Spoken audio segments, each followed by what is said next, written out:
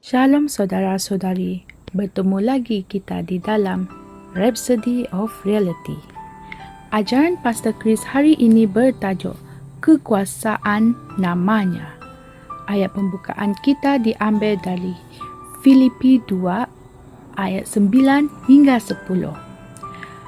Saudara-saudari, itulah sebabnya Allah sangat meninggikan dia dan mengurniakan kepadanya nama di atas segala nama, supaya di dalam nama Yesus setiap lutut yang ada di syurga, yang ada di bumi dan yang ada di bawah bumi akan bertelut.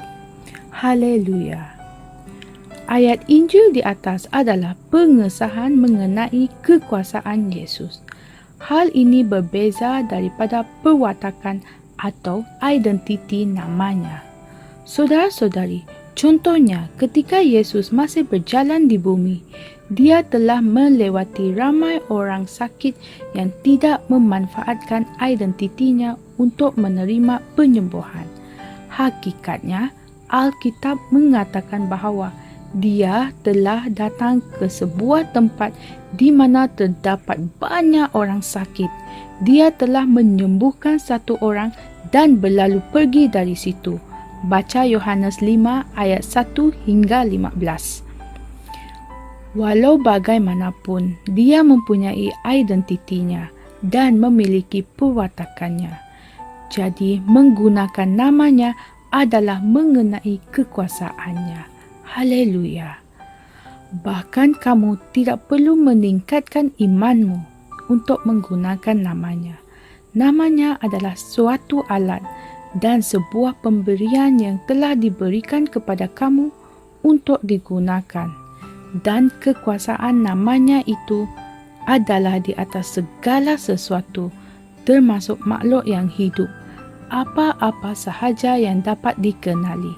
Sesiapa saja di kalangan kita boleh menggunakan nama itu dan kuasa yang ada di dalam nama itu. Baca Yohanes 14 ayat 12 hingga 14 yang mengatakan, sesungguhnya aku berkata kepadamu, sesiapa yang percaya kepadaku, dia akan melakukan juga pekerjaan-pekerjaan yang aku lakukan. Bahkan pekerjaan-pekerjaan yang lebih besar dari itu. Sebab aku pergi kepada Bapa, dan apa sahaja yang kamu minta dalam namaku, aku akan melakukannya, supaya Bapa dipermuliakan di dalam Anak. Jika kamu meminta sesuatu di dalam namaku, aku akan melakukannya. Saudara-saudari, Dia telah memberikan kita hak kekuasaan, hak untuk bertindak di tempatnya, untuk menggunakan namanya. Oleh itu, jangan menipu diri kamu sendiri. Gunakanlah namanya. Gunakanlah namanya untuk menentang syaitan, kuasa kegelapan dan keadaan, dan semua itu akan tunduk kepada kamu sebagaimana semua itu tunduk kepada Yesus. Haleluya. Saudara-saudari, mari kita sama-sama membuat pengakuan. Meterai yang Allah telah letakkan di atas segala sesuatu mengandungi nama Yesus yang hebat. Aku melakukan semua perkara dan menghasilkan keajaiban di dalam namanya. Terima kasih Bapa atas keseistimewaan untuk menggunakan nama Yesus yang paling hebat dan berkuasa untuk melakukan perubahan dalam hidupku dan di duniaku. Amin. Renungan tambahan kita diambil dari Filipi 2 ayat 10, Markus 16 ayat 17 hingga 18 dan Kisah Para Rasul 3 ayat 6 hingga 8. Sekian perkongsian saya pada hari ini. Sehingga kita bertemu lagi pada hari yang lain.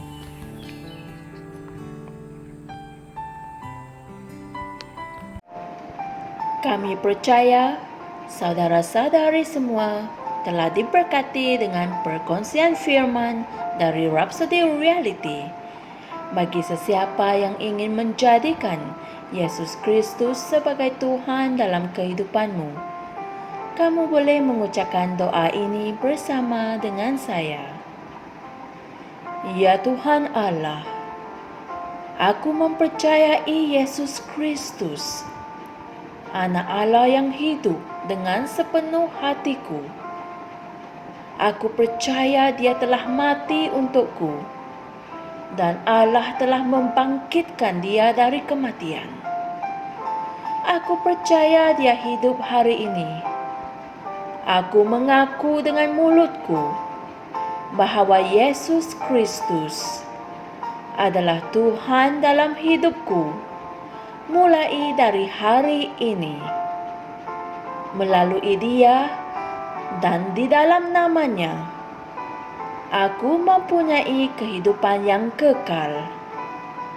Aku telah dilahirkan semula. Terima kasih Allah kerana menyelamatkan jiwaku. Aku sekarang adalah anak Allah. Haleluya.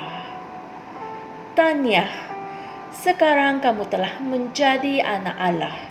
Untuk apa-apa sebarang pertanyaan atau untuk mendapatkan lebih banyak maklumat mengenai bagaimana untuk bertumbuh sebagai seorang Kristian, Anda semua boleh hantar mesej di akaun Facebook kami atau email kami di tni.msia@gmail.com. Sekali lagi, tni.msia@gmail.com. Tuhan berkati Anda semua.